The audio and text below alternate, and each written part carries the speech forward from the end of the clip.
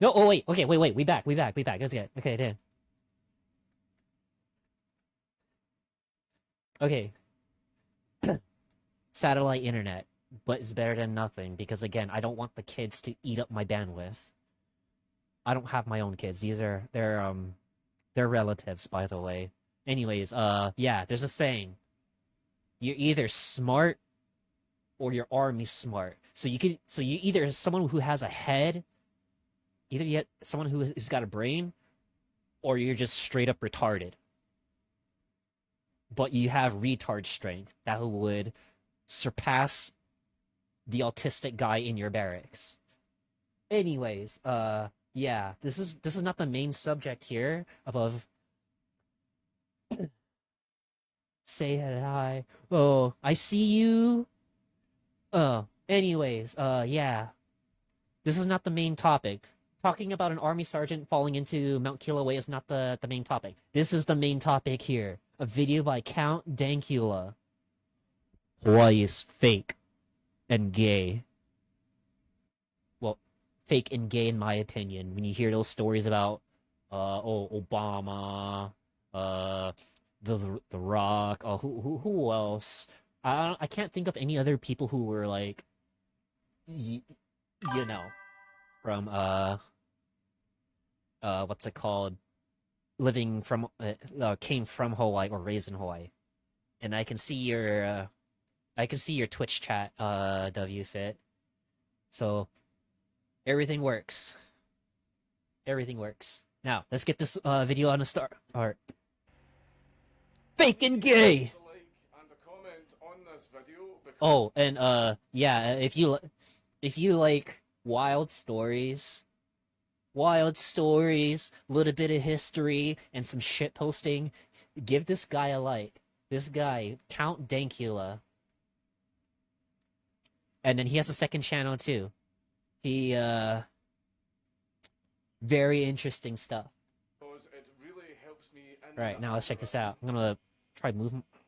Oh, it's you. God, have you seen him anywhere? I miss him so much. I'm gonna move He's the move most me to the side important here. man in my life, and I don't know where he is. Yeah, you do know him. He's the gold standard in flavored air devices, after all. Wait, is this an ad? Yeah, this is an ad. Okay, I'm gonna stop this right here. Okay, right here. Here's the Hawaiian shirt. Okay, right here, right here. This is it. This is where the video starts. I have not watched the video yet myself, but I just want to make sure I'll see this. Sound like a bit of a pedant at first, but the intent of this video was far from just aping that one subversive horrible history song. Just Okay, so I want to explain. So that part, if you're still here, WFit, uh, what's it called? The locals here in Hawaii, they have like this tendency to blame the white man for their problems. Now, wait, let me take this back. There we go. There we go. So right here, like this image right here, right? Or let me do my knife hands. So the image above, right here above my head, the the locals don't take kindly to white people in general, and they still have a lot of resentment because Hawaii's not the 50th state. Two, the um the Hawaiian monarchy was ousted out through I believe it was military force, obviously American military force, before statehood became official. Oh no. That's different. That's U.S. territory. The statehood thing is when the yeah another round of military power to push the big five out, or the big five businessmen of Hawaii and living in the what is what was before U.S. territory. It's now we are Hawaii is now a the 50th state of the United States. So that's reason too why the local people here, or I don't want to say Hawaiians in particular, but I'm gonna be real about this one. All the Hawaiians moved out to Las Vegas, of all places. A majority of of the Hawaiian pop, or when I say Hawaiian population, not really actual Hawaiian people, but more or less just Hawaii residents, right? If that makes sense. Now, oh shoot, I'm getting sidetracked. Ho- the residents don't take very kindly to white people because, again, the way how Hawaii became a state. history song. Just Right bear now, with me as we let's get try the to. clickbaity part out of the way by going through all of the Hawaiian stuff that isn't actually even native to Hawaii, but is actually Polynesian TM. Or it's a foreign Trademark. invention that the natives adopted, or it's based on stuff that colonizers brought over in the last few hundred years, or it's stuff that was just flat out made up for tourism. That I can also believe. So just like how Obama, right? If you ask any of these locals here in Hawaii about Obama or Obama's origin, they're gonna say, "Oh, yeah, he's that guy from the that private school he graduated from, right? Like, yeah, President Obama went to school here, like here, like here in Hawaii, right? To at a private institution. It's called Punahou School, and Punahou School is one of those. Well, maybe not. I wouldn't say prestigious, but it is a very good educational institution here in Hawaii.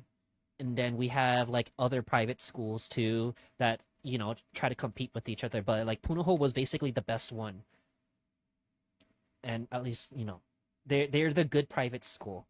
Unlike the rest of the public schools here, which I will not talk about, they're just flat out terrible too. No different from like the way how the state operates. But yeah, everything that was made up, like Obama going to Punahou School, because oh, he's from Hawaii and shit like that, And then you have like The Rock, or Dwayne The Rock Johnson went to one of the middle schools here as well, and it's uh, and now I'm thinking about it, like, let me continue this. Bluntly putting it, Hawaii. So yeah, here, just flat out made up for tourism. This is what I want to point out. Oh, right, I forgot. I think Elvis was also in Hawaii. He's not originally from Hawaii, but he performed in Hawaii, made some appearances here too during his time. Can't leave that out. Doesn't actually have a culture. You see,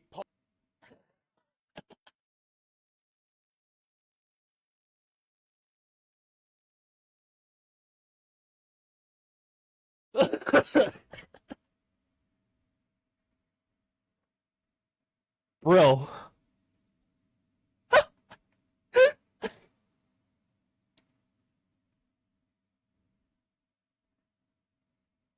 He is so right. He is so right. Count Dankula is so right. Hawaii doesn't actually have a culture. It's be- He's totally right. Polynesians are no. Here, like to say that Hawaii has no culture. I know I will get ragged on for this, but it's true because to an extent, I think of Hollywood. And then I think of Hollywood. Hollywood is fake with all this materialistic, like, materialistic presentation. Hawaii is the same. Hawaii is the same way, too. All the hula dancers, the luau's at the Polynesian Cultural Center, the or whatever's out there, even our big ass Hawaiian Convention Center, whatever they host, everything fake and gay, and it's just all to attract tourism, to make money, to bring money into the state, which is it's totally fine. But it does not excuse the fact that Hawaii definitely does not have any culture in its own way. When you look at it from the Japanese tourism, the tourists coming in from from Oceania or basically Australia and the oceanic region, the Euros. I think this time of the season right now, I think there was like a lot of Australian visitors, and now we're back to having more Japanese tourists as the norm. I mean, it to me like after when you live in Hawaii for like so many years, you begin to understand that our main crowd of tourists is consists of Japanese people. Known for having moved around a lot. I know this because my children are 4 and 2, and I've seen Moana 351 times. And I gotta ask. Oh, I should have. I'm not sure if I remember like speaking with him on Discord, or maybe it was a long time ago. I couldn't tell if it was really him or not. I'm not gonna say any names, but uh, I really wonder if he took his children to Hawaii and because the fact that you went to Hawaii, the first thing you did as your first landing stop, or the first thing you do after stepping off the plane and getting your hotel is to go to the fucking movie theaters and watch Moana and Moana 2 and that new Lilo and Stitch movie as well. I would not even be surprised. But I would be like really now? You spent all this money for a plane ticket to come to Hawaii just to watch these Hawaii themed movies. they'd have naturally brought a lot of things and customs with them from place to place as they settled new islands, including leis and surfing. I'm gonna Additionally, drink some of my hula tea is real a quick. Hawaiian version of a form of dance seen all over the Pacific Islands. Fire dancing is Samoan, and tiki is actually a figure from Maori mythology. Californian businesses like Trader Vic's and John the Beachcomber have a lot to answer for on that last one. And also, only one genus of palm tree, Pritchardia, also known as the Lulu palm, is actually native to Hawaii. And it's not really doing too well because of deforestation and the local pua, or feral pigs, which incidentally also aren't even Hawaiian. Oh, feral pigs. If you live out in the mountains or the valley area, or you live more towards central Oahu, North Oahu, or there is a very serious hog problem. Now, in the context of saying hog problem, I don't mean. Okay, I'm gonna hold that. I won't say it. I might offend people. But like the hog problem here in Hawaii, they destroy a lot of ecosystems, and you get like some of these 2%ers, Karens, Neverons complaining about how the wildlife is getting murdered because it just hurts their feelings. But the reality with like our hog problem, like in like these select areas in particular, they it, they destroy a lot. They'll ruin farmlands, or they ruin the lands that the farmers have, and so, like so basically like the state would expect you to call the game master to deal with it, but there really isn't like you know the way how the I'm not gonna say local government because there's nothing local about this government. The government here in Hawaii, they put up a lot of red tape on you, even if it's on your private property. Keep damaging them and eating their seeds. Being an archipelago. Oh my goodness, ever change Hawaii? A while ago, not all of the fake Hawaiian stuff is Polynesian. After Captain James Cook discovered the Sandwich Islands, which came to be known as Hawaii, other visitors left behind their own little doodads that became part of Hawaiian culture. For instance, the ukulele is Portuguese. And our flag, surprise, surprise,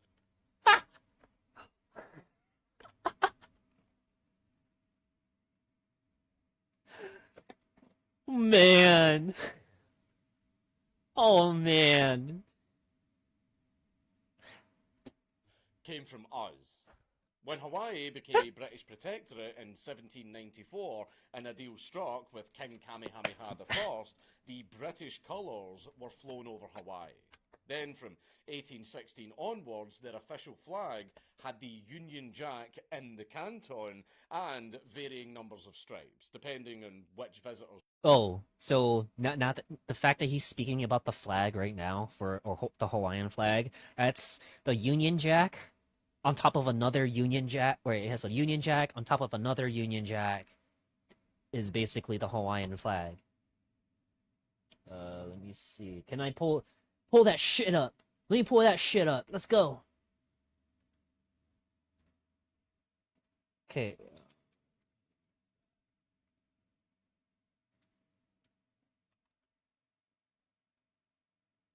Okay, let's see. Is this one? Here we go. So yeah, the Hawaiian flag right here. Now, I think of this as a poetic way too, because of the way how Hawaii is. The Hawaiian government here lives up to its own flag, the British Union Jack per se. Just like the UK, they hate freedom as well, and they would consult with their own inner political circle to keep their status quo going. So if you're any like this I know this will be saved as a VOD for later too, like through YouTube, but it's probably going to be in that vertical format. I'll just re-upload the what's it called, the normal video later.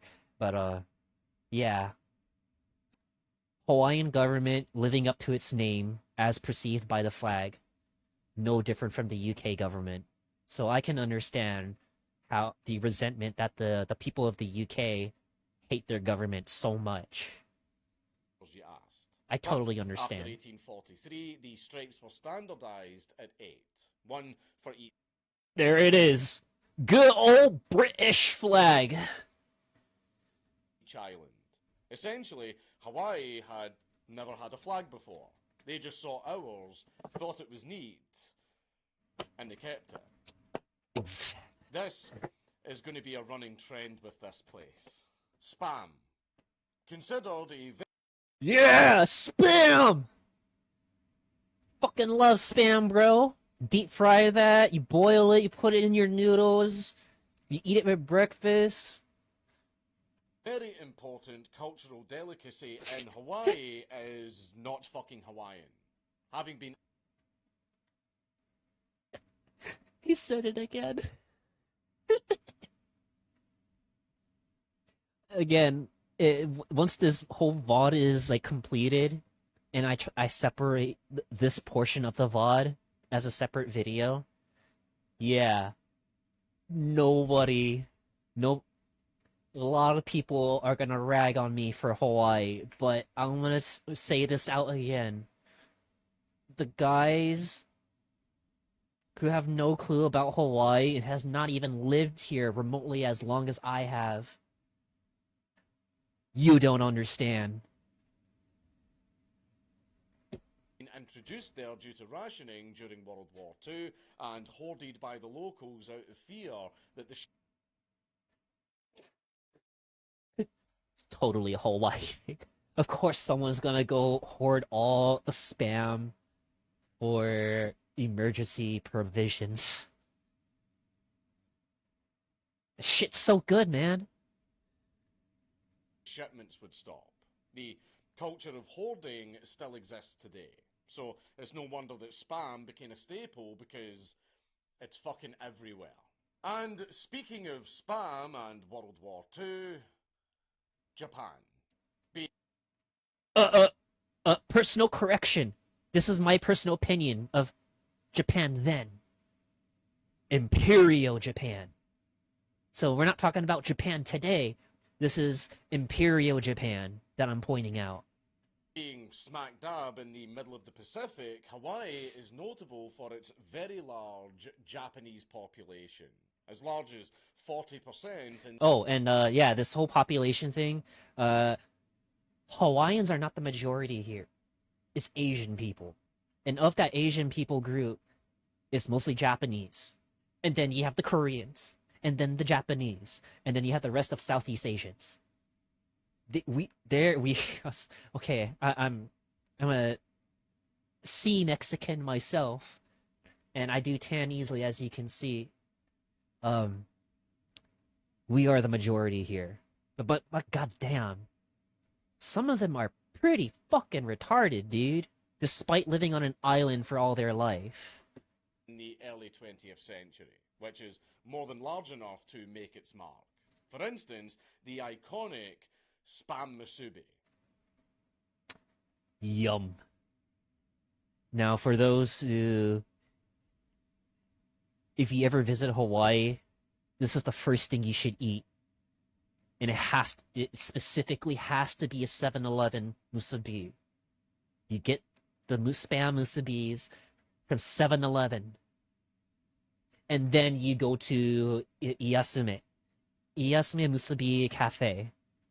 Obviously Japanese owned, but they make the way how they prepare their spam. Their spam is pretty damn good. I'm talking like 4 Michelin star kind of good. I mean, fucking look at it. And of course, the Hawaiian plate lunch is clearly that's just a bento box. Okay, so now right here, right? Japanese origin, Japanese bento plates. But as far as the delicacies go, I don't fucking care where it's from, dude. As long as it tastes good, I'm eating it. And man, I'm hungry again. I really want to eat something like that, like maybe later. That's literally just a bento box. So true. Another low-hanging fruit is the fact that the Hawaiian shirt was actually invented by Japanese immigrants, with the term aloha shirt being coined by a tailor named Koichiro Miyamoto. Not actually being made of recut kimonos, but made out of the same fabric, with funky designs printed on them. But that's all fine, because what that horrible history song actually missed is that a series of affectations, however iconic, don't make a culture or a people. Just like how you can't teach someone how to be English by making them read Kipling. And besides, there's nothing wrong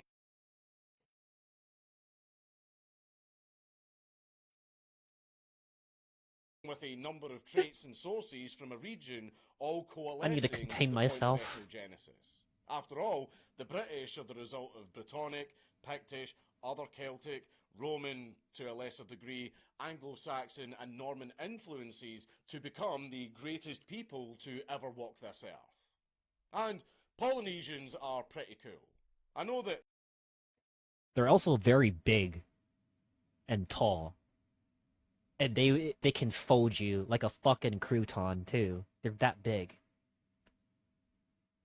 Unless they're in prison. tiny women in the New Zealand Parliament have made the haka gay and the bloodline vortex has completely sucked the life out of SmackDown, but that doesn't mean that the All Blacks and Jacob Fatu aren't pretty fucking cool.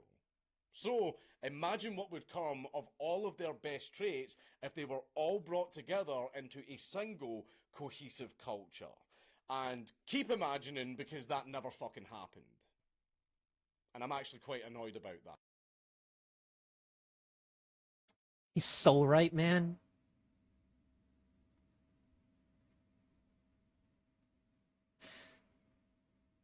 I'm gonna say this again, and it will upset people again. even more if they're gonna see the VOD. Hawaii has no culture. There's no, I guess you could say there's no foundation of what makes Hawaiian culture.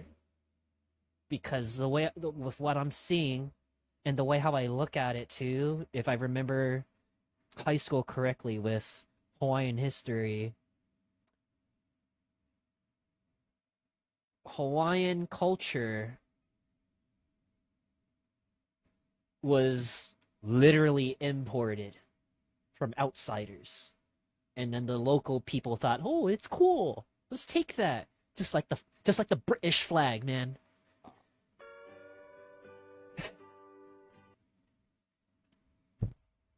And I'm going to be real. Hawaii is definitely cooked. So unless there is federal federal or FBI intervention for Hawaii's crime problem, and not to mention the government cartel laundering money within the state, Hawaii is 100% cooked. Before Western cultural mores took hold, Hawaii was governed under the kapu system, which was a series of taboos, the breaking of which So, by kapu meaning stay the fuck out. was punishable by summary execution. The most relevant of these taboos was that women That's brutal. couldn't eat with men, and they What was this, man?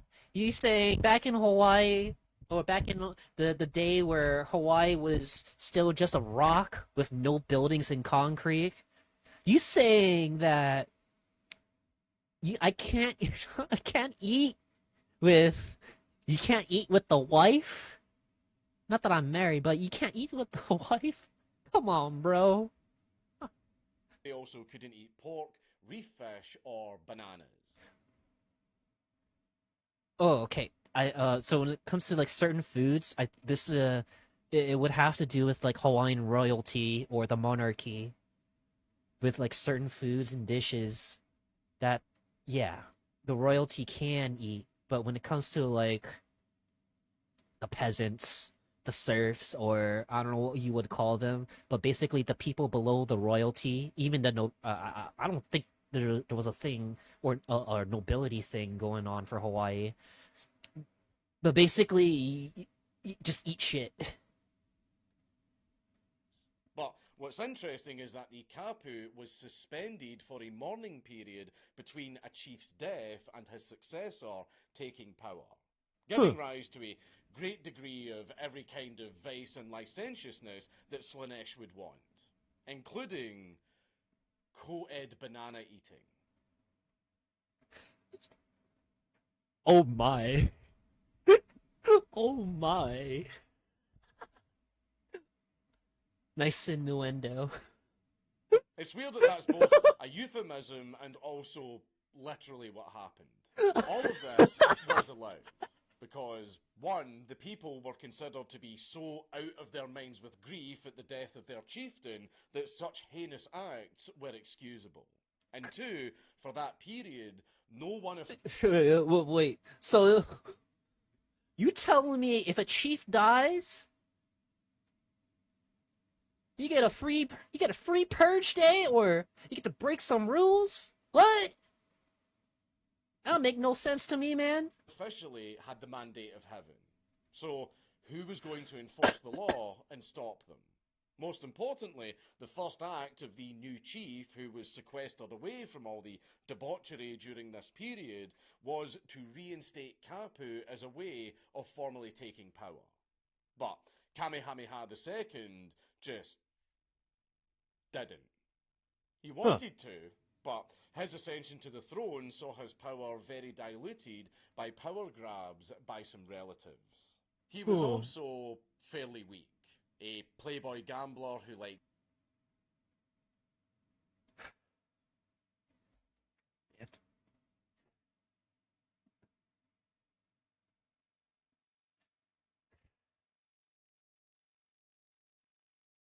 Bro just wanted to enjoy life. And it seems like to me he didn't want to be part of or run the royalty things.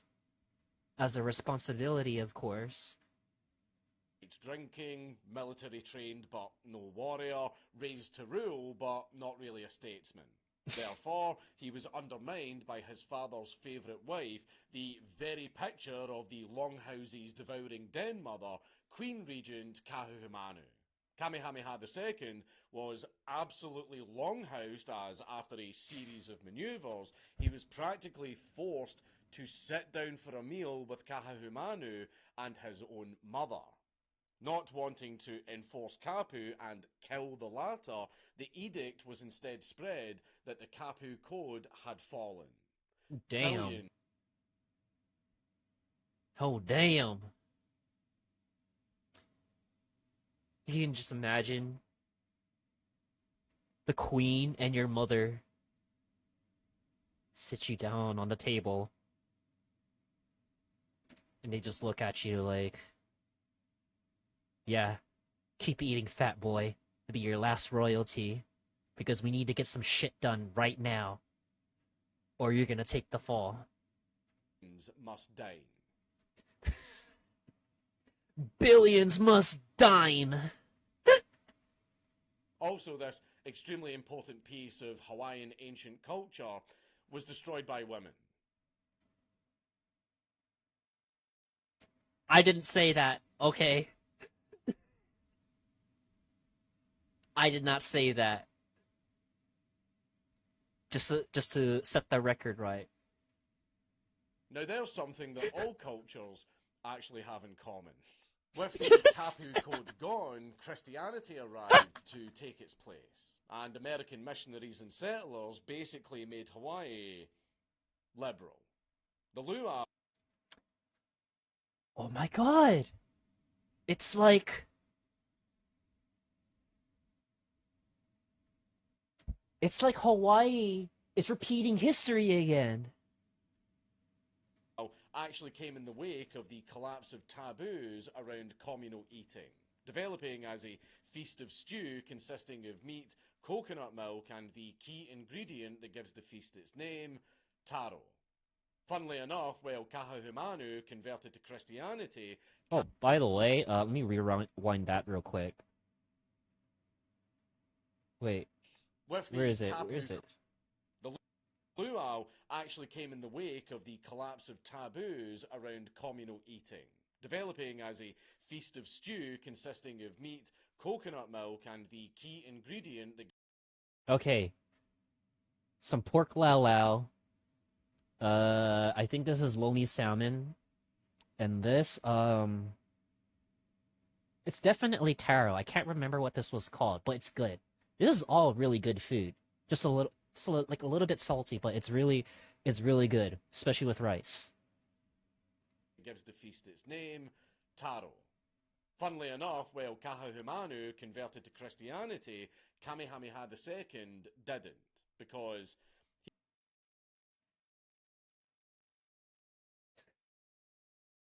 Looks like the Hawaiian people found God, but the king didn't, or the anointed king did not.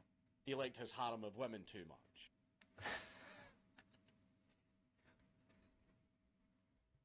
Some will be mad. But Kamehameha II would make a great Mormon. He would guarantee he would be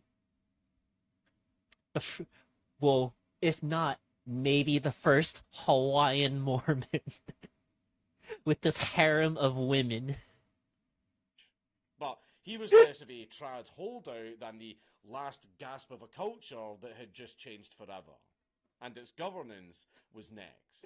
Subsistence farming on communal land gave rise to a capitalistic land market, cash crop economy, and British trading hub as more and more Westerners actually visited Hawaii for pit stops on very long trans-Pacific voyages.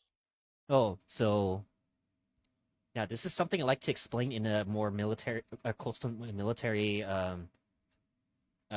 point. So with Hawaii being in the middle of the Pacific, and because we the U.S. hold it, we hold the most important point in the Pacific Ocean. We do a lot of trade, and of course, guys are they're trying to fly from like I don't know, like Texas, any like Midwest or East Coast state that people are trying to fly from to like Japan for like whatever trip that they want to do, or maybe Korea or the Philippines. Their first layover stop is Hawaii, and Hawaii, they that's when like yeah, like okay, you have like a long haul, especially for someone who's on a commercial jet or a cargo plane. Yeah, you want to stop. This is the first place you want to stop here when you're in the Pacific. Now, onto the point, right? For the military point of view, it is a very strategic advantage to hold Hawaii here, not only as like the 50th state here, but to make sure like we we the US control the Pacific and we don't let China's brown water navy shit up the place. The Paulette Affair of 1843 was really the beginning of the end of Hawaiian sovereignty, because while it was happily resolved at the time, it was more than a bit of a sign of what was to come. At the time, Hawaii was courting foreign investment but refused to sell land because it all belonged to the crown in a feudal. Sounds awfully familiar. Let me wait. Can I rewind that shit? 1252. Let's rewind that. Right here. Happily resolved at the time, it was more than a bit of a sign of what was to come. At the time, Hawaii was courting foreign investment but refused to sell land because.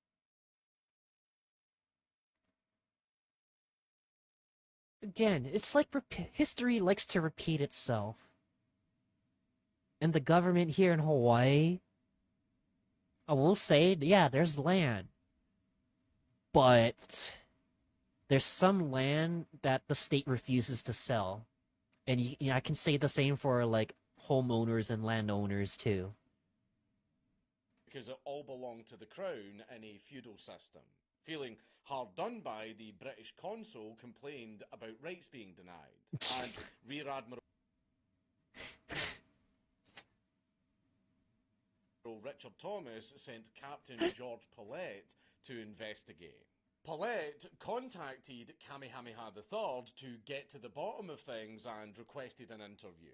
When Kamehameha responded by sending an American envoy instead of meeting with Paulette himself, the latter took that as a personal insult. Whoa. Let me bring that back again. Paulette contacted Kamehameha III to get to the bottom of things and requested an interview. When Kamehameha responded by sending an American envoy. Bruh.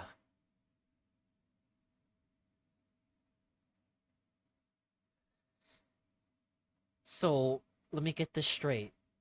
So, this Rear Admiral was British, right? And then you have the Hawaiian monarchy refusing to sell land or give up land, whichever the case is, and also deny rights. This this is so poetic, bro, in its own way. Again, you don't want to sell land. You don't want to you don't want to acknowledge like individual rights of people at the time. And then the person complaining is British.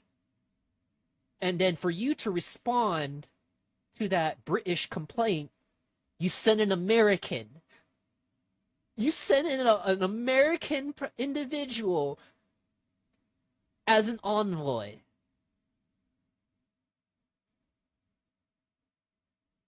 Absolute. What a clown show, man. The latter took that as a personal insult. Oh my god, dude. How do you manage that? You don't like freedoms, but you sent an American as an envoy to talk it out with Rear Admiral Plett. Man, again, this is so poetic in its own way right here. Accused the American of faking Kamehameha's correspondence. Oh, I'm gonna And keep it he going. just literally annexed Hawaii over it.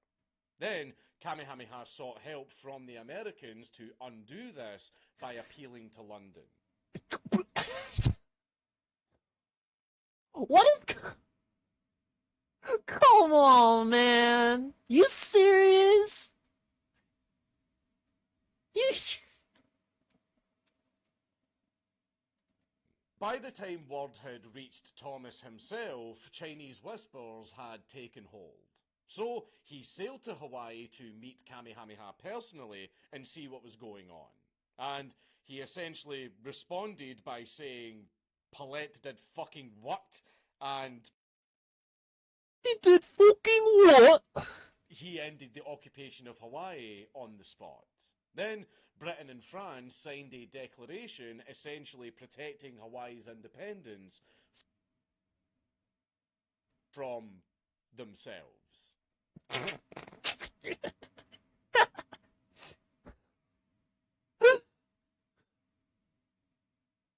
Oh my god, dude. They didn't teach me this in Hawaiian history? What is this?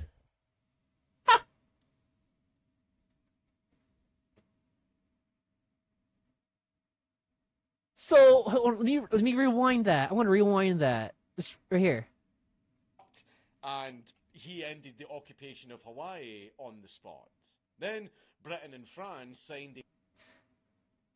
So the U.S. had a foothold in Hawaii. And then somebody complained. And now all of a sudden, Britain and France somehow get involved. I don't know if I'm connecting the dots right. Hawaii's independence from themselves. So basically, you have a king that doesn't know how to run things right, and doesn't know how to, you know. I'm at a loss of words, man. The Americans were also invited to sign it, but they refused. Good. Good. In the business, we call this foreshadowing. Oh my god.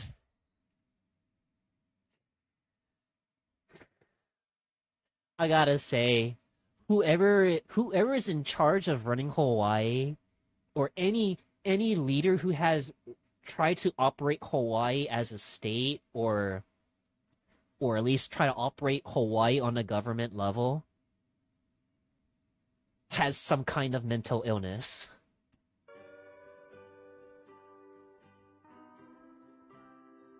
Pearl Harbor isn't the only thing that makes Hawaii very... Well, I thought he said dog in Spanish for a second, but oh well. Can't blame the accent, but I salute you, man. Very important part of America's relationship. My right hand right here. With Asians, because for a time Hawaii... Oh, rewind that. Put that shit back up. It makes Hawaii a very important part of America's relationship with Asians, because for a time... And this is the point I brought up from before, the military point. Hawaii is under our control, and we control the Pacific for good intentions, of course, and free trade. And of course, when Hawaii was being more and more recognized during the time period, That's when, yep, something I like to call an Asian invasion. Time, Hawaii was also administratively fake, which Thank you, Count Dankula, for saying it. And sometimes whenever I'm like ragging on Hawaii or on Twitter or on a random stream, I sometimes feel vindicated after just hearing that. enabled some very interesting geopolitical maneuvering. This little tidbit is courtesy of Africa Chan, who is having a little bit of a Wu Tang phase at the moment. Hawaii was actually once used as a staging ground for funneling Asian agitators into the United States. Hmm. Sounds very familiar. Sun Yat sen was looking to raise funds and support for a revolution against the Qing dynasty. And Let me get this straight. So you come from China to go to Hawaii, and then once you're in Hawaii, you wanted to you wanted to build up resources or money, basically, so you can rage some kind of revolution or civil war in your country.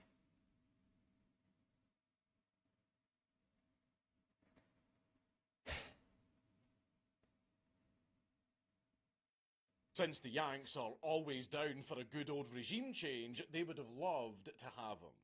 However, the Chinese Exclusion Act was in full force because the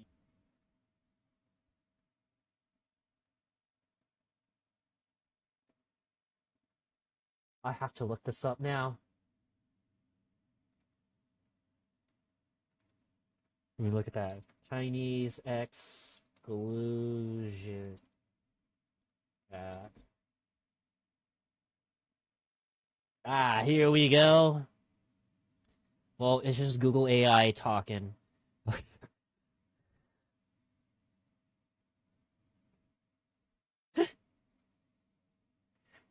The Chinese Exclusion Act, enacted in 1882, was the first significant law restricting immigration to the United States based on nationality. It barred Chinese laborers from entering the country for 10 years and prevented those already in the U.S. from becoming citizens. The act was in response to an anti-Chinese sentiment fueled by economic competition and racial prejudice. It was eventually repealed in 1943. She. Damn, I didn't think people were that racist back then. But who am I kidding? This is probably the era after the Civil War. But you know, the way how things operated in China, even today now, with China today, yeah, I could totally understand. But it seems to be, I don't want to say we might go that route because of what's been going on geopolitically, but they're the the sightings of these secret Chinese police offices, like like the ones discovered in New York. That might be a good reason why to bring this thing back in. But I digress. That's a different time era. But there are, you gotta admit, like the fact that there was like Chinese Communist Party presence like on U.S. soil. Yeah, I think this should be great. We need to make this great again for in Minecraft. US labour market was a little bit too much to Elon's liking. Sun Yat sen would have been deported if he had entered the United States without some proper documentation. Fortunately for Sun, he had been educated in the territory of Hawaii, crucially, not the state of Hawaii, in his youth, and he was living on Maui in 1904. So he was retroactively given a Hawaiian birth certificate to get around the Chinese Exclusion Act.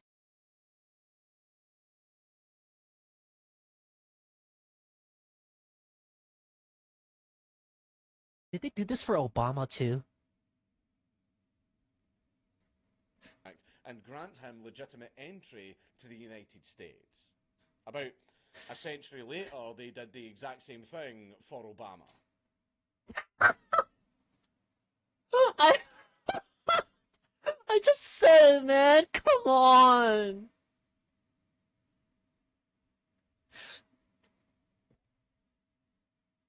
There ain't no way.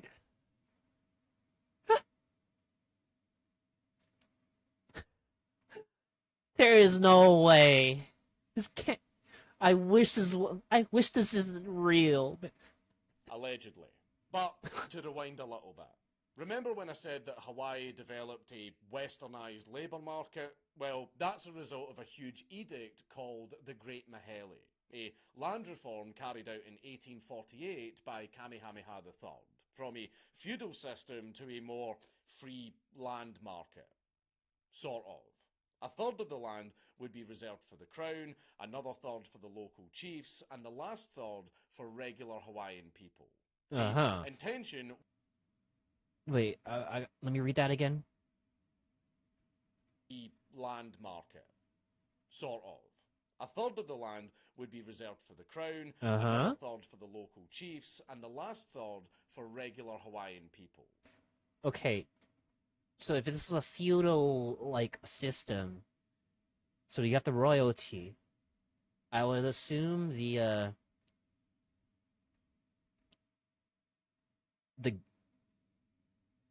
the chiefs were basically the nobility. And then you got the rest of us. The intention was protectionism, ensuring that the natives would maintain their right to their own lands. However, huge amounts of it were auctioned off to the Americans and corporations by the Hawaiian government. Oh my god, dude.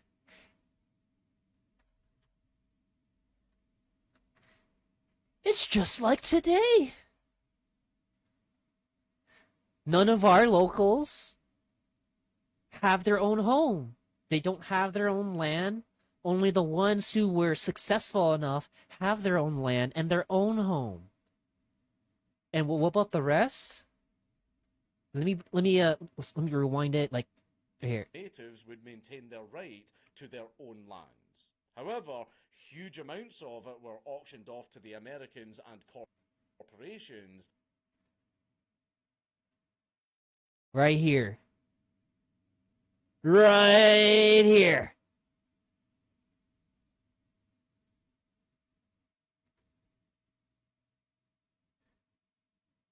And then you have the Hawaiian government. Not only today, but also back then? You telling me the Hawaiians never had land to begin with, right? Because of the Hawaiian government selling it off to the highest bidder, and they did not want the peasants buying the land. That's fucked up, man. By the Hawaiian government. Many of those Yanks had been born in Hawaii as the descendants of settlers, so one could cope that the land was still owned by Hawaiians. And let me put it this way. So you go sailing with Captain Cook and his crew, and then you have children, and those children decide. This is not obviously not historically accurate, but I'm trying to put it this way. So you are a descendant of possibly Captain Cook, but his crew, and most likely you're probably white. And you were gonna have the gall to say, "Oh, I was born here. I was born here. I'm a Hawaiian." But your history was basically nomads and settlers. That doesn't necessarily, make you Hawaiian native. Am am I wrong for saying that or no? We'll probably Let how find out that turned out be a if I lesson in if how there's civic comments gonna be nationalism is the popping piss up of death for a on the nation VOD. and a people. But let's not go on that tangent.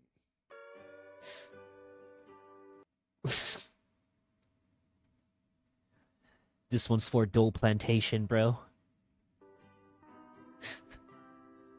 Hawaii was stuck as a de facto American colony long before it was made formal. But Fuck yeah. the hold that the Yanks had on Hawaii still wasn't enough. A few decades after the Great Mahele, King Kalakua would appoint ethnic allies to his. Okay, so to pronounce his name right, I'm gonna set it straight. Excuse me. King Kalakaua. Again, this individual right here, he is King Kalakaua, and he has an entire boulevard named after him. Cabinet to keep as strong a hold on what power he had left as he could. The sugar magnates and lawyers all banded together into a secret society.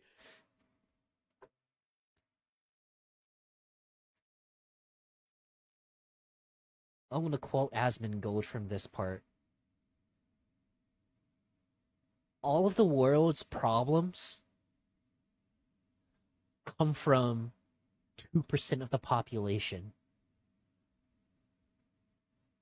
And if you get rid of this secret societies of Karens and mentally ill people, we would not have to deal with any of this bullshit.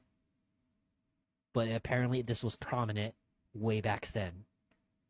Called the Community of Safety, or the Hawaiian League. And in 1887, they used the. Wait, go back. What? Called the Community of Safety, or the Hawaiian League.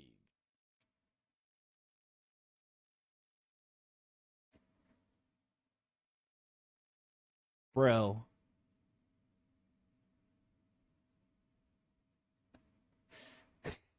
And in 1887, they used the local militia, the Honolulu Rifles, to force the signing of what became known as the Bayonet Constitution. It was named so after the literal gunpoint by which it was signed. This is a hostile takeover. This is a hostile takeover. All your base belong to us. Signed. With the new constitution in place, suffrage became linked to land ownership, which completed the dispossession of the native Hawaiians because most of the land had been bought up by the Americans. However, their increased power didn't really amount to much when the 1890 McKinley tariffs fucked their bottom line.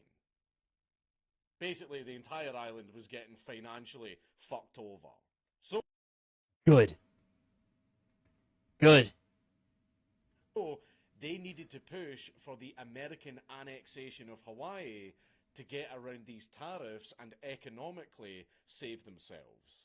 Meanwhile, Kalakua's successor and sister, Liliuokalani, tried to enact her own constitution that would re-enfranchise the natives and wrest power back into the hands of Hawaiians. But 1,000 armed men and 120 American Marines said no. Man, Hawaii was definitely different at in that time period.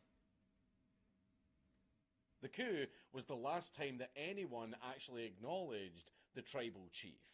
Now Hawaii was ruled over by an American nightmare. Sanford Dole became the president of the Republic. It's the pineapple guy, bro, with the plantation. And by the way, pineapples do not grow on trees. Pineapples are they're basically a bush. Of Hawaii and pushed for its annexation by the United States. There was little meaningful resistance. And once it was in American hands, once in. So who would win in a fight? 1,000 Hawaiian locals with shark tooth clubs, or 100 Marines.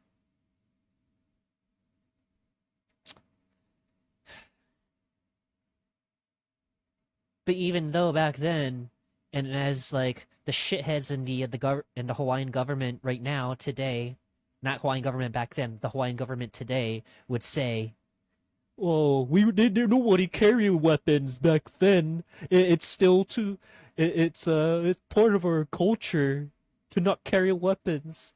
And then you have the literal, like, United States Armed Forces pointing guns at you to sign a piece of paper.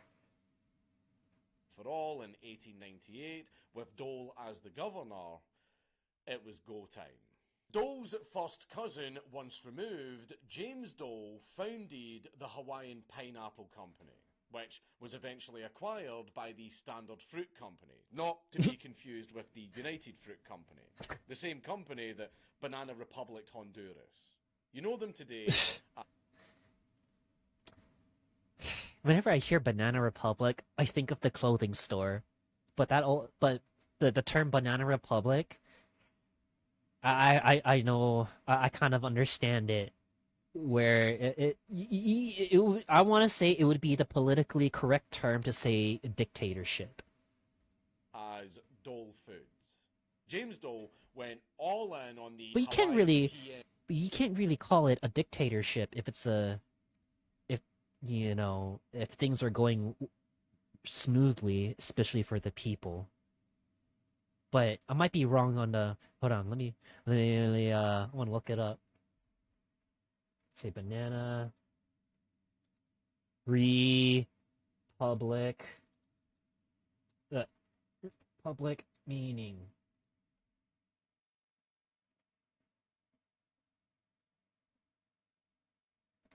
Okay. Usually disparaging. A small, poor country often reliant on a single export or limited resource governed by an authoritarian regime and characterized by corruption and economic exploitation by foreign corporations conspiring with local government officials. Okay, so basically some countries in Central America. Cool. That's one way to put it. Branding to make his pineapples and other fruit products appear as exotic as possible by really leaning into the exaggerated picture of Hawaii as a laid-back paradise teeming with beautiful scenery and sexy hula girls.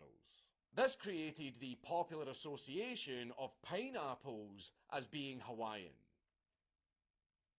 Pineapples are from South America.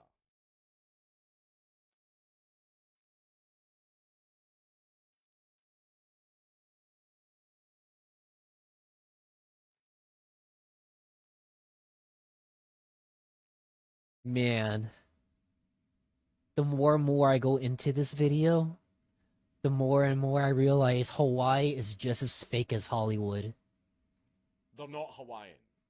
Also, ham and pineapple pizza, being called Hawaiian pizza, was actually invented by a Greek man in Canada. And you know what they say? It's always the fucking leaf.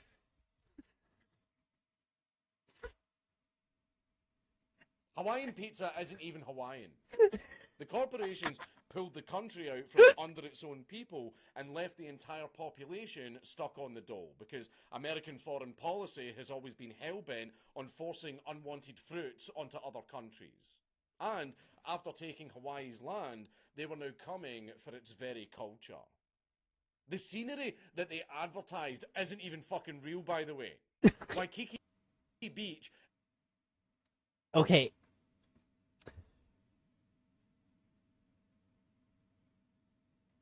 So, yeah, he's right. This is Waikiki Beach.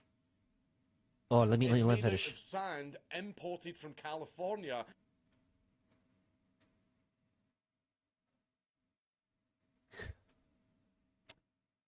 I want to say this again. Hawaii's fake as fuck, bruh. You know, different from Hollywood. Like, damn, bro. Like, you spent all this money, you spent all these tax dollars to get Californian sand to put all over Waikiki. That's crazy, isn't it? Just a century ago. In fact, it's so fake that about a foot of it erodes every single year, and they have to keep. You know, there's this part of Ala Moana Beach, another popular tourist like beach park that everyone goes to. If you go all the way towards like closer towards the harbor, like downtown side of Ala Moana Beach, you notice that the sand starts to change. The sand begins to look more and more different and more rocky. Topping it up. Even Hawaii's fucking beaches aren't real.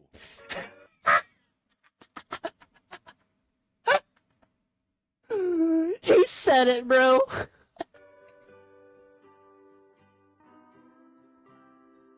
So, what's the point of this video? We've covered the low-hanging Reddit tier pedantry, and we've discussed how Hawaii fell victim to American imperialism, but I don't see any victims here, to be honest. There are no victims here. It's just it was just to summarize. This was just literally a shitstorm before Hawaii was even American territory to begin with.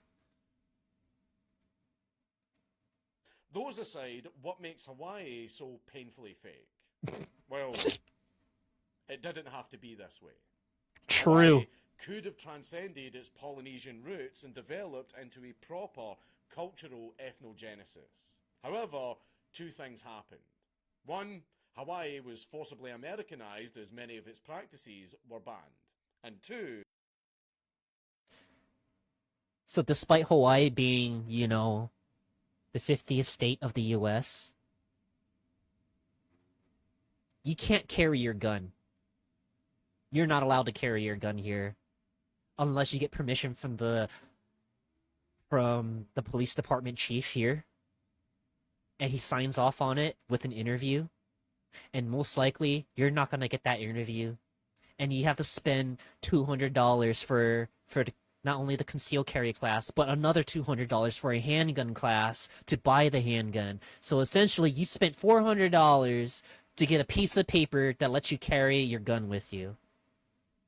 And then not to top it off, if you're one of those guys who wanted to carry an HK and you wanted to carry that HK here in Hawaii, bro must be made of money. You gotta have a lot of money to be carrying an HK in Hawaii. And when I'm not talking thousands. I'm talking you're probably some fat cat CEO who's pulling favors within the Hawaiian or the government here in Hawaii. the Yanks changed their minds. Why, you might ask? Well, the pineapple industry in Hawaii isn't anything like what it used to be. Despite pineapples being considered as Hawaiian, Hawaii produces only about 0.1% of the world's pineapples. And to take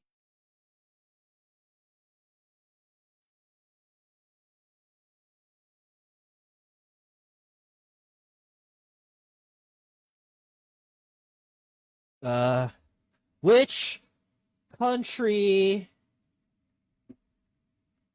produces the most pineapples?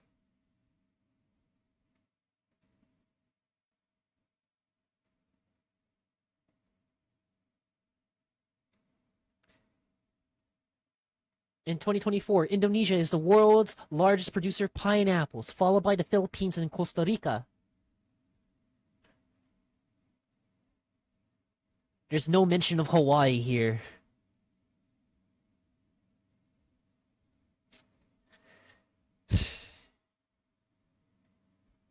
Oh man.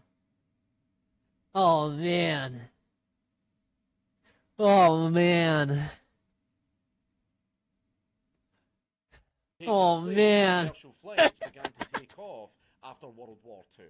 Therefore, Hawaii is still under the same sort of regime. But the whip hand changed from the pineapple plutocracy to totalitarian tourism.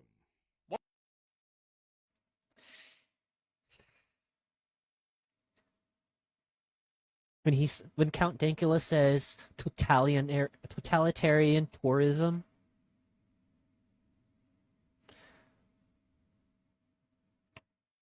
he's not only right, but is also real here in Hawaii too. The totalitarianism part is where, okay, so when you say Hawaii is a totalitarian tourist state, that means we're dealing with other shitheads too. And this is not exclusive to tourists being criminals, but even local criminals too. And just like California, just like New York, just like DC, just like Detroit, just like Chicago, with the regimes and all the blue-headed Democrats running the place, we are forced to live with criminals and deal with it. And these criminals do not even go to jail. They get light bail and early release. And then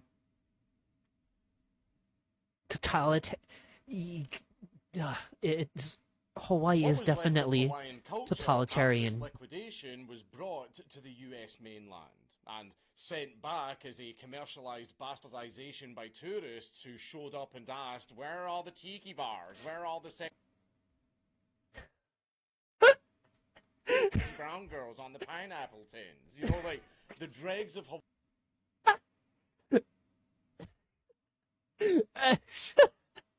You know,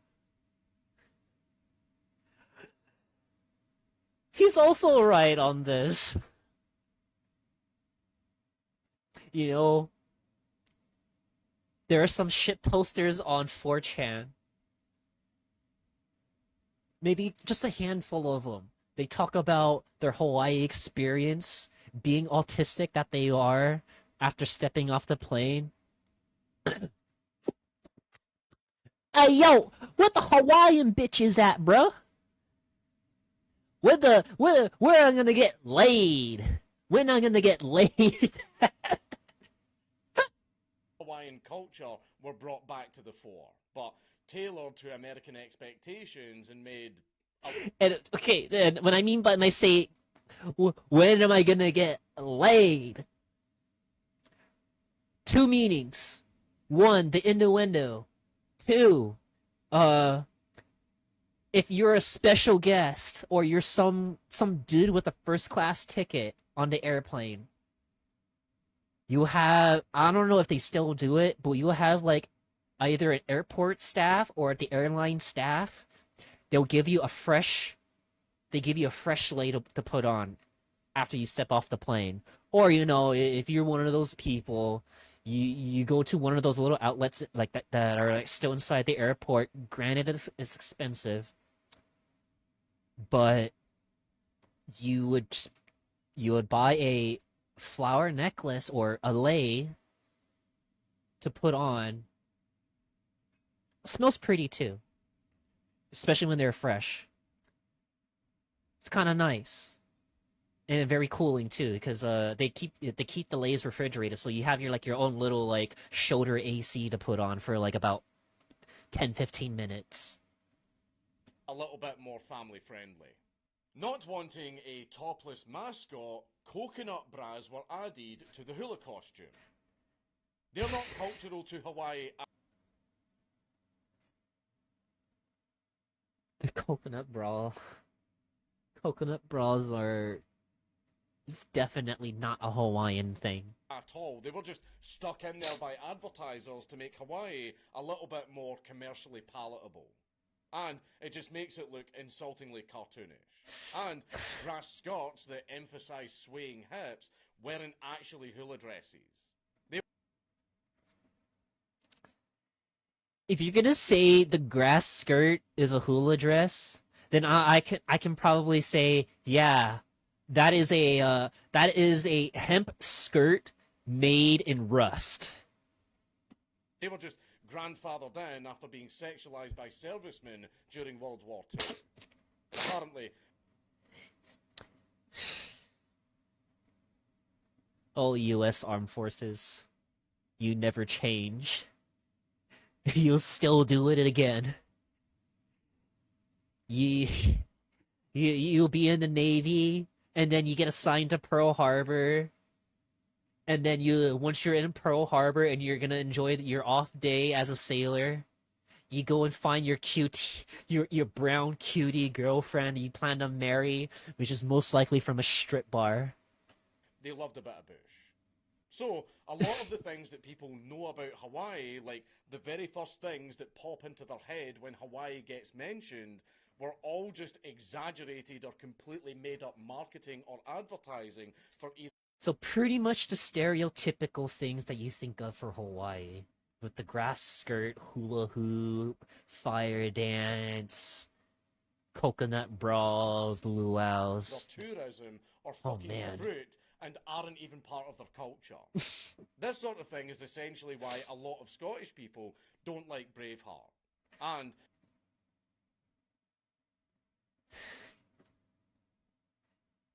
why the Kazakhs do have a good case for hanging Sacha Baron Cohen in the street. Ooh. Now, Ooh. Me gotta admit, that dude, the dude who made Borat, just as fake as Hawaii. to be fair to the Americans, the Hawaiians really did themselves no favours at the 1893 Chicago World's Fair, where they danced and played music adorned in flowers and grass skirts to lean into the stereotype. Okay, you got a guitar, and then you got the ukulele, but the ukulele is not even from Hawaii originally, but rather from.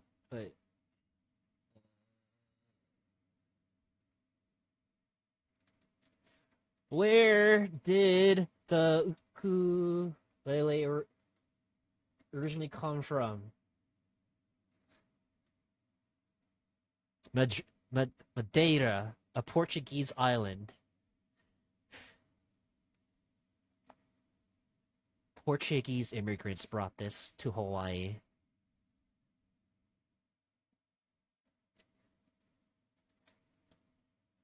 Damn, bro, I'm so convinced Hawaii really is fake as fuck. I mean, you kind of have to when you have only limited scope to represent as much of your culture as possible, even if a lot of that culture was completely made up by advertisers. Countries hosting the Olympics tend to do the same thing in their opening ceremonies. However, this performance only began. You know, I guarantee that if the Olympics were to be hosted in Hawaii, I guarantee you they're gonna put up all the fire dancers, all the hula dancers on the center stage at the Aloha Stadium or whatever stadium that they're gonna perform at, or whichever area, whatever like major hotspot area where there's entertainment and viewership. I guarantee you, they're first thing they do, first show that they do for Olympics in Hawaii, a fucking hula show, a luau, and then the fire dance. And then they're gonna have another guy playing the ukulele too, on top of that. And then to top it off, he's gonna be singing Elvis songs too. Began the Western Flanderization of Hawaiian culture. Not only is there the problem of California and its consequences with all of the kitsch tiki bullshit, but the word aloha, which is steeped in different contextual meanings like the Polish kurwa but wholesome, is now just a stock word that tourists say to feel cultured. Like boomers saying gracias after ordering tacos.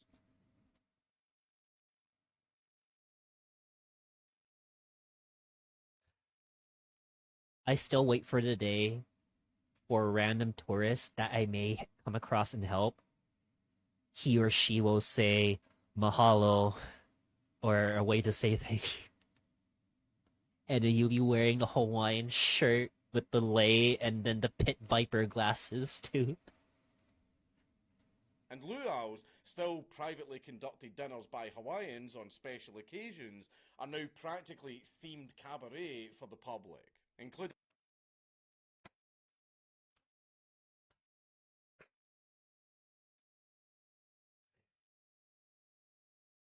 I want to call luau's cabarets because of all the hula girls and fire dancers you get to sit down and eat with.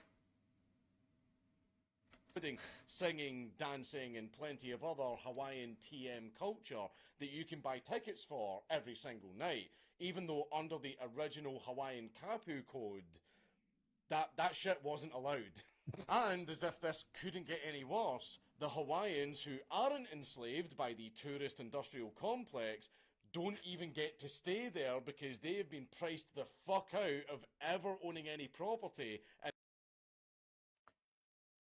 This is a number one Hawaii problem. We have a housing problem. We have a homeless problem. Hawaii is ranked number one in homeless issues. Even though the population ratio is okay, so the population count doesn't accurately say it that we are the worst, but it's population ratio. The ratio of homelessness, like here in Hawaii, to like actual functional human beings trying to get by, it's a lot bigger than you think. Compared to like the continental states, like the states that have homeless problems, again, California or okay, I'm just gonna say the entire West Coast at this point. The entire West Coast, that includes Washington State and New Jersey, New York, Detroit, Chicago. They have homeless problems too. In Florida, I'm pretty sure Florida has a homeless problem too, but mainly in probably more closer towards the coast. But Hawaii, we are number one on homeless problem, and we hold that crown. And I hate it.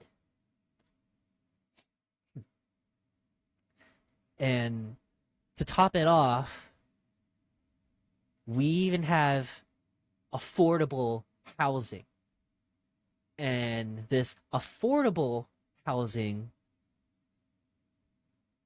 is bare minimum $1,600 for a studio with one bathroom, no parking, no pets allowed.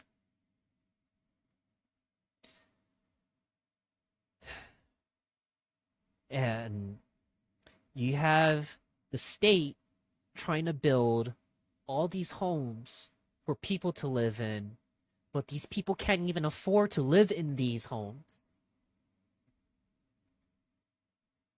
And now you essentially created a first world issue in their own homeland. If you think the pantomime in Hawaii is a humiliating farce, bear in mind the fact that there are more Hawaiians in fucking Las Vegas than in Hawaii. And I was right. I suppose this is a bit appropriate considering the fact that fellow vaguely ethnic coded entertainment slave Elvis is also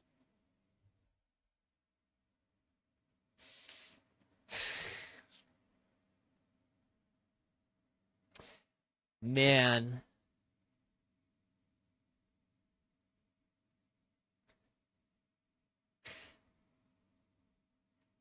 You might as well declare the Hawaiians an endangered species, just like some parts of like some groups of the Native Americans too.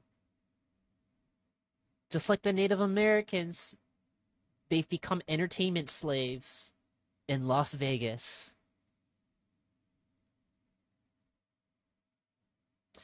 Man, that sucks. And then you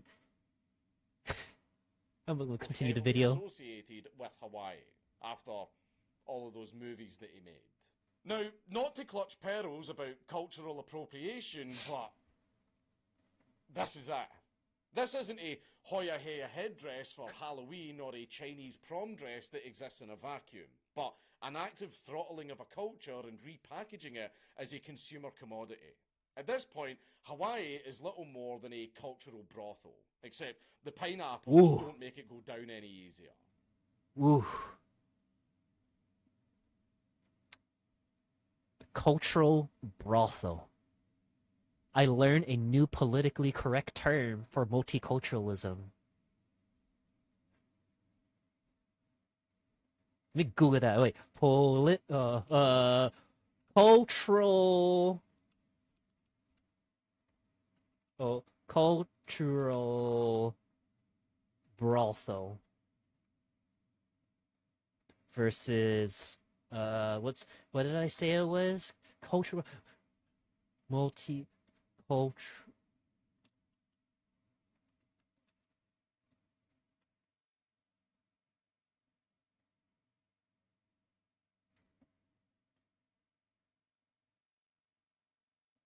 Okay, maybe the AI did not really kind of like explain it right, but I think of when I think of cultural brothel and you put it in a term like that, it's literally like you have a big circle of like different cultures in one place. And so essentially it's multiculturalism in its own way. Or I guess you just say it in a different way or some sort. Their economy is basically just tourism, which is shucking and jiving for mainlanders, real estate, which is selling second home. Oh, okay. Figurative use. When cultural brothel is used in a figurative sense, it carries a highly negative and derogatory connotation. It implies a place where cultures are it implies a place where cultures are exploited or degraded, or where cultural elements are presented without genuine respect or understanding, stripped of their original context or meaning, and potentially for financial or voyeuristic gain. The term is inherently insulting and suggests a cynical or disdainful view of cultural interactions. This is similar to how the word brothel itself, despite its meaning, is considered an insult. Wow, I learned something new. Homes to rich mainlanders for far, far more than the natives could ever hope to afford. I Oh, what was this? What is this? No way! Just so. It's too real, bro. We. You say you're a Hawaiian native, but but you're not even. You know, you're not even Hawaiian by ethnicity. You were born in Hawaii with a Hawaiian birth certificate to say that you're Hawaiian, but you're not, you're not ethnically Hawaiian and you live in a gated community.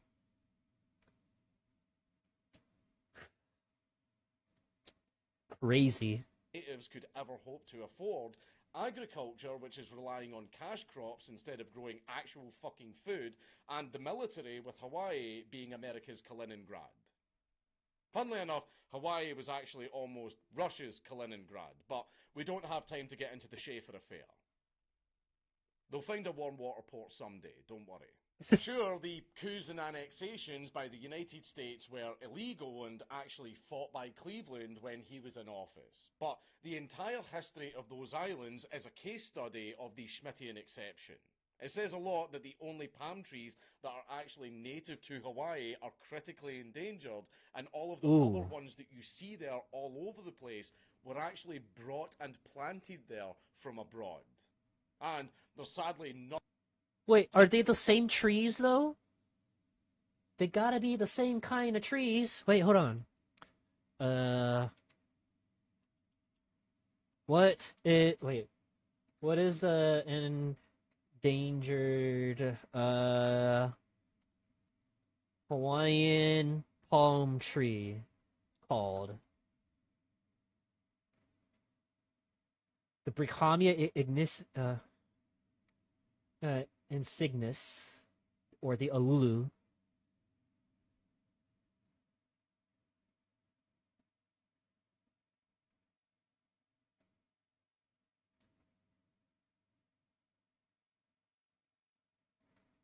Hmm.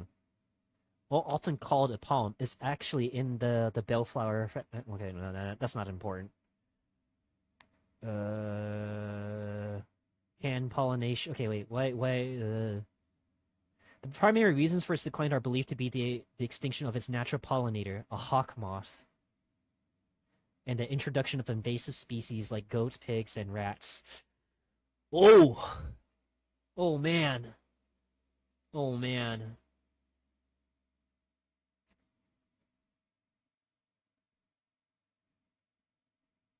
oh man. Nothing that the Hawaiians can do about it other than fester in.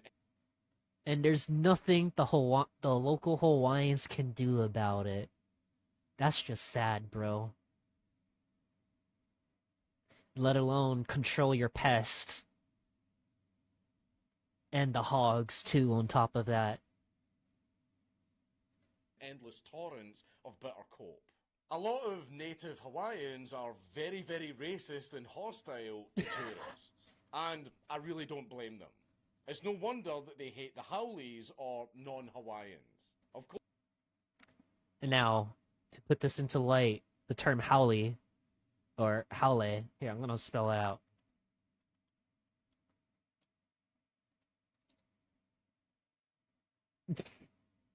Right here. So, what does it mean? Person is often okay. Haole primarily refers to a person who is not of native Hawaiian descent, often specifying referring to people of European or white ancestry. While it can simply mean foreigner or outsider, the term has also developed a more negative connotation, sometimes used to describe someone who lacks respect for or understanding of Hawaiian. I'm not going to say it.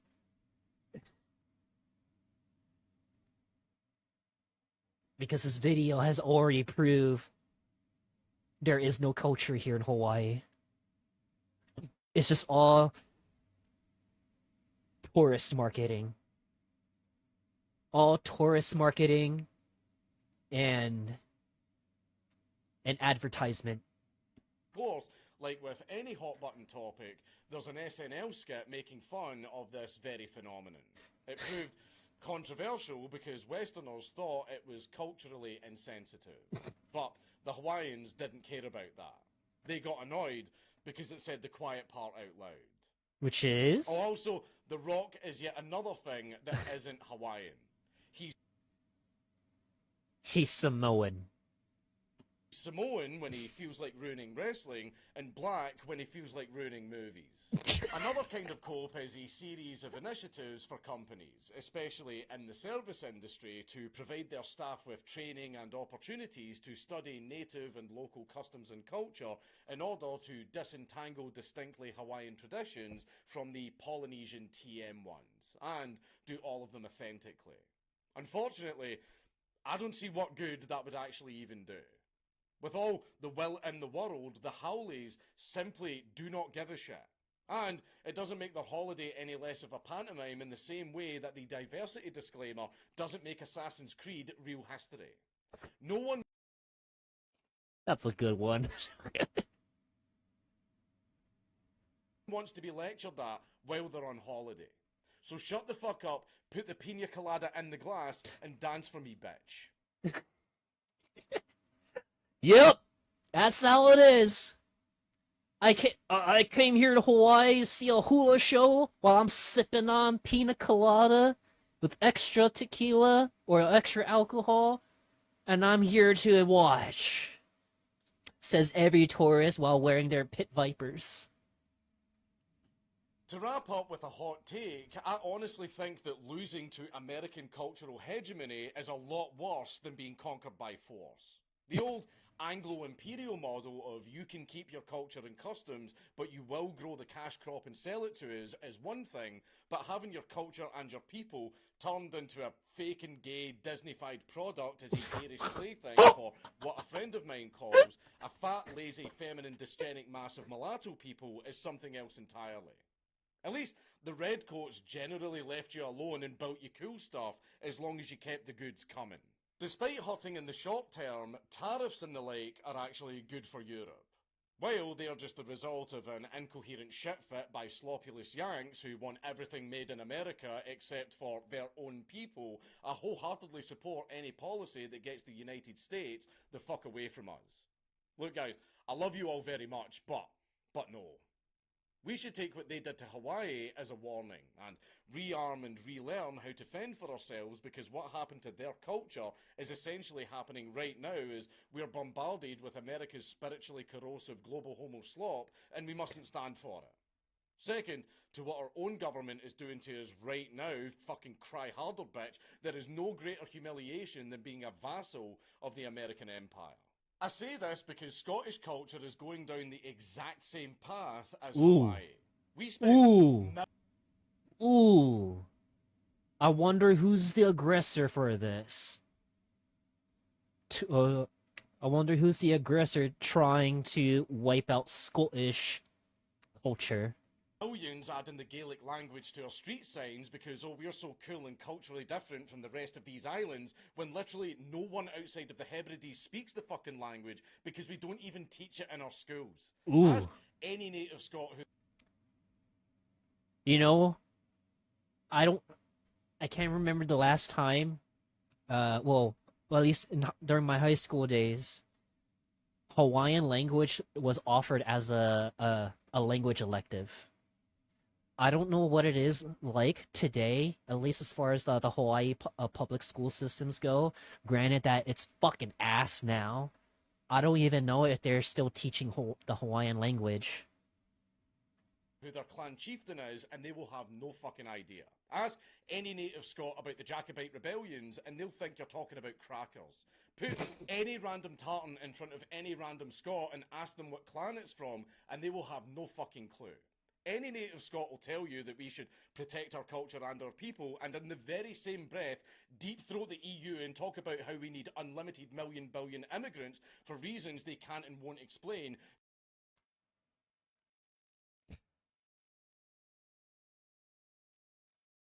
He's so right. He is so right. And even though the US has President Donald Trump here in Hawaii, the local government will still try to find ways to import people.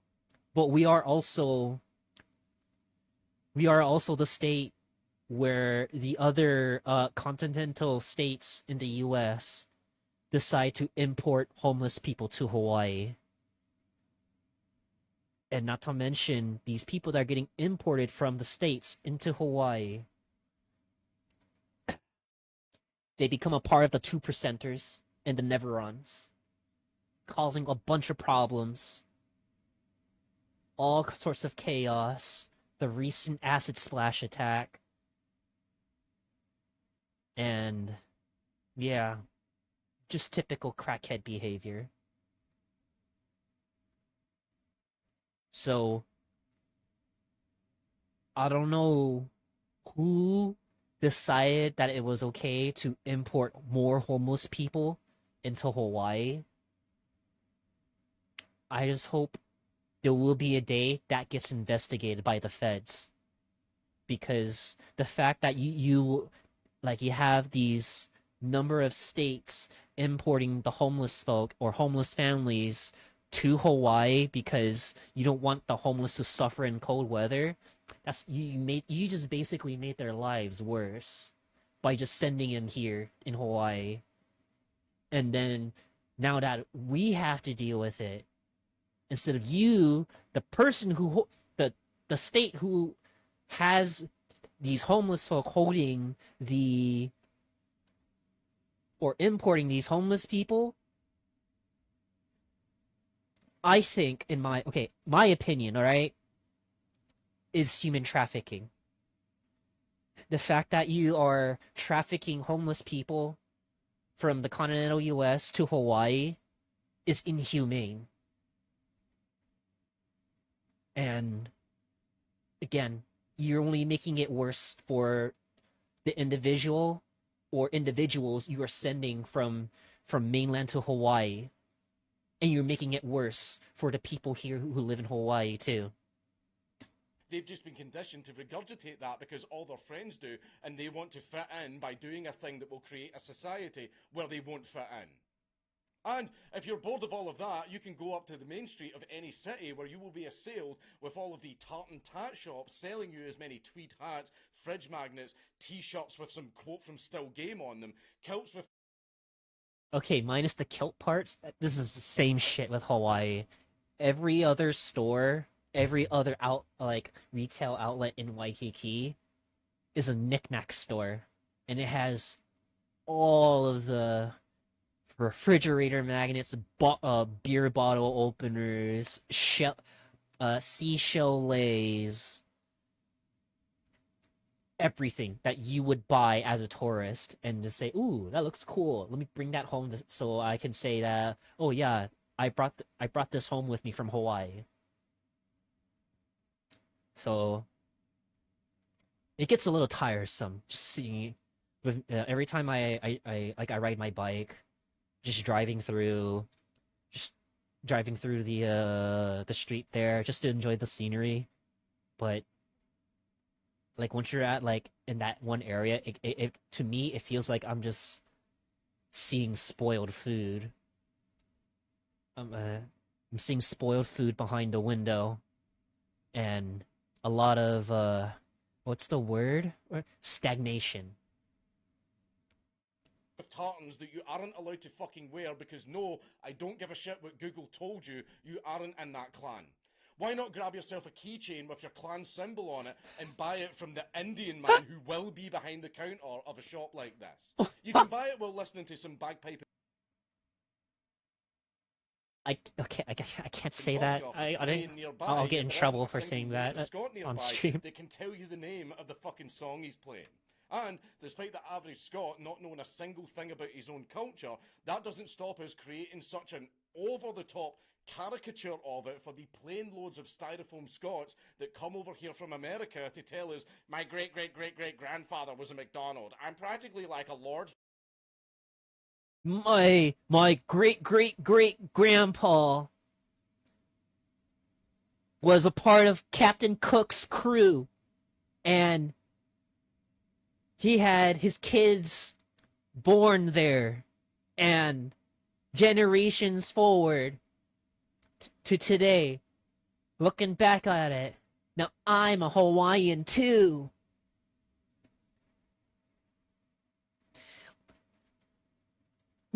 Or something. I saw Braveheart 47 times while the fat arses are blocking the paths of all of the hikes because they're 3 footsteps away from heart failure. The saddest thing about every single bit of that, though, is that the average American with Scottish ancestry knows more about Scottish history than your average Scot. The commodifying, exaggerating, or outright fabrication of Hawaii's culture is tragic. And the exact same thing is happening here. It's no longer about a people, it's about making money from fat tourists. And he's right about that. Every day, when I drive through Waikiki, Ala Moana, it's always the same thing. Some fat tourist wearing a Hawaiian shirt with his pit viper glasses and a fresh lei from the airport, spending money.